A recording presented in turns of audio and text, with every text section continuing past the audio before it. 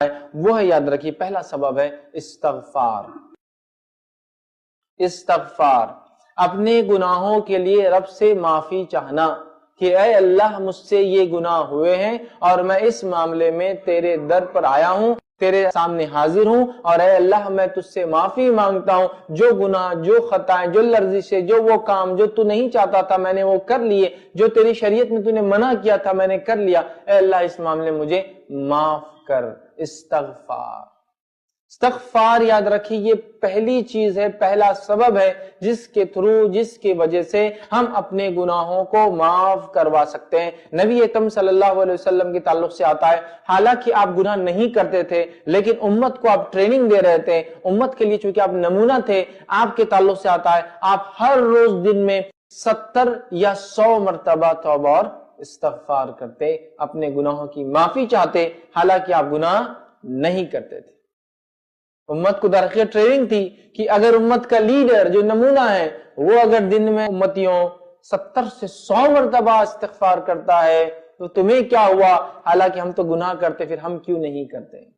تو یہ ٹریننگ تھی، ایک طرح سے بتایا جا رہا تھا کہ جب نبی کرتے ہیں تو تمہیں بھی کرنا ہے۔ تو استغفار ہمیں کثرت سے کرنا ہے، اس لیے کہ یہ انبیاءوں کا عمل تھا، اور استغفار اور توبہ انبیاء علیہ السلام بغیر گناہ کے اس لیے کرتے ہیں، اس لیے کہ یہ عبادت ہے۔ نیک لوگ، محسنین کی یہ خصوصیت ہے کہ وہ بغیر گناہ کے بھی رب سے معافی مانگتے ہیں،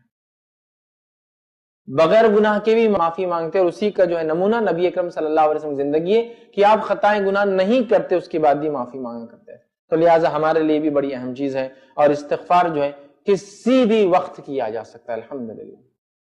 کسی بھی وقت، کسی بھی گھڑی، کسی بھی پیر، کسی بھی دن، کسی بھی رات، کسی بھی حالت میں، کسی بھی کیفیت میں کیا جا سکتا ہے۔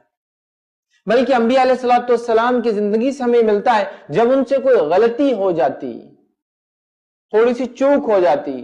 جیسا یونس علیہ السلام، اللہ رب العزت نے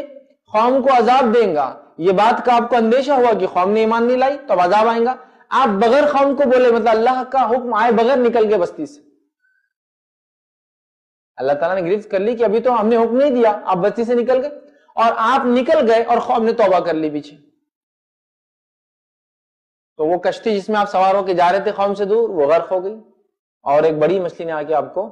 نگل لیا۔ تو یونس علیہ السلام مچھلی کی پیٹ میں چلے گئے، اور پھر وہاں سے کہا لا الہ الا انت سبحانک انی کنت من الظالمین، وہاں سے آپ نے اپنے رب کو آواز کہ لا الہ الا، کہ اے اللہ تیرے سوا کوئی معبود برحق نہیں، الا انت، تیرے سوا کوئی معبود برحق نہیں، اور یقیناً میں ظالموں میں سے تھا۔ تو آپ نے اپنی خطا کا اقرار کیا، تو رب خوش ہوتا ہے جب اس کا بندہ اس سے معافی مانگتا ہے اور اپنی خطاؤں کا اقرار کرتا ہے کہ یہ مجھ سے ہوا ہے، یہ مجھ سے ہوا ہے، تو اس کا رب اس کو معاف کر دیتا ہے۔ یاد رکھیں ان خطاؤں، سمجھ رہے بات؟ تو یہ بڑی اہم بات تھی، یاد رکھیں، یہ بڑی اہم بات تھی، آپ یاد رکھیں۔ تو استغفار، استغفار، اپنے گناہوں سے معافی مانگنا